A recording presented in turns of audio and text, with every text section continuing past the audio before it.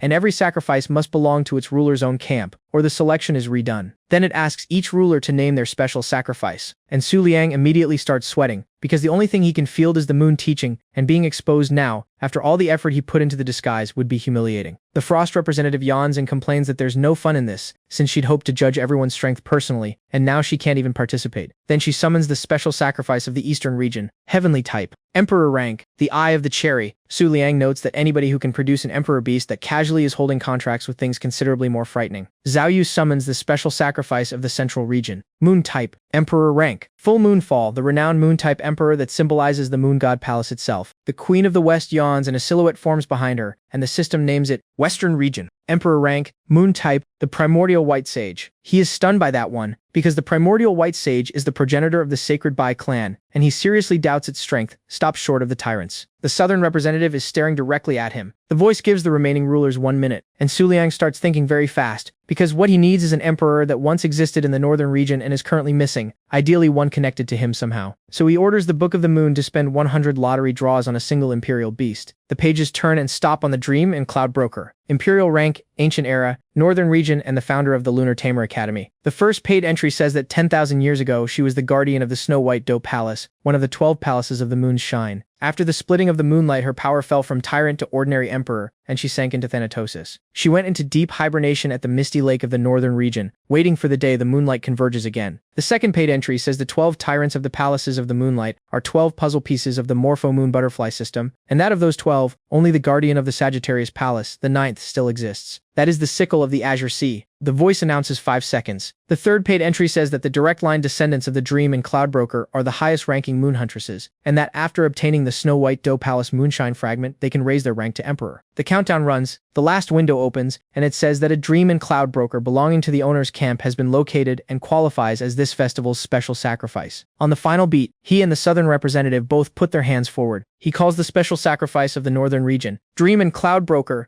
Emperor rank, moon type. The southern representative reads the announcement in surprise and thinks that in the end it really wasn't a twin moon beast. And Su Liang reads hers and cannot understand why the cold moon lord would enter a highest as her special sacrifice. Special sacrifice of the southern region. First moon of Nile. Highest rank, moon type. He looks at the name for a long moment because the first half of it is identical to the frost of the first moon, which is the exact scabbard the sunken crescent has been searching for. The voice announces that all special sacrifices are decided, that the festival will begin shortly, and that everybody should enjoy themselves thoroughly. Then teleportation starts, and the Queen of the West wakes up mid-transit and demands to know how anyone can summon the Dream and Cloudbroker, how that is possible, and who that woman was. Su Liang reappears where he met the sickle of the Azure Sea. She asks whether the Moon King feels the same thing she does, and points out that the festival started a few seconds ago, so he should go and win the throne that belongs to him. He looks at her for a while, then turns and leaves, saying he would do well to prepare, and that the conversation is finished for today. She agrees and says the festival will probably be over by the time they meet again. He and the doe vanish, and she adds to the empty room that she hopes their pact can be fulfilled by then as well. Then she considers what just happened. The Moon King came to her and asked how to defeat something as small as the Holy Son of Darkness, which means he is uncertain about his own strength, doubts the choice the Book of the Moon made, and is afraid of the other emperors. She smiles and decides his memories are finally about to return, and admits she is very much looking forward to how the scoundrels of the Moon God Palace react to that. Over the city, a red beam comes down out of the sky. People start asking what it was. A girl points up and says the moon has turned red. Then she screams, because a red mark has appeared on her hand, and asks what it is, and whether some kind of celestial disaster has arrived. In the southern springs, a servant informs the cold moon lord that the Moon God Festival has officially begun. She looks down into the water and says it's impossible, because the Moon King was the answer the moonlight gave her, and asks whether she is now simply going to become a laughingstock. The servant carefully reminds her that she recently ordered every student in the school to refuse participation. She puts a hand behind her ear and says that isn't true anymore because her plans have changed. They will leave the sacrifices inside the school for now and send the 5-leaf clover to the sacrifice screening meeting being held in the northern region. Then she picks up a towel and says it wouldn't hurt to pay a visit herself since she needs to see what is happening with the Moon King and the moonlight in those parts. The servant asks whether the Lord really intends to turn every one of the 5-leaf clover's sacrifices into pawns. She points out that the screening meeting in the north falls on the night of the full moon, and that this could serve very well as a pretext for a battle of emperors. Back at the academy, the doe steps up onto a roof with Su Liang on her back, and he jumps down and notes that there is an abnormal concentration of top-level beasts sitting on academy grounds right now, and that the twin moon doctrine appears to have arrived at almost full strength. Then somebody shouts, and Jinhee comes running with her phone out, saying the Lord Moon King has finally come back, and that justice must be restored. The Cold Moon Lord has declared war on them. The post says exactly that. War declared on the Lunar Tamer Academy and the Southern Region's delegation attending the Northern Elimination meeting shortly. Jinhee says she intends to exterminate every sacrifice their academy has. Su Liang reads it carefully and concludes that this is a test,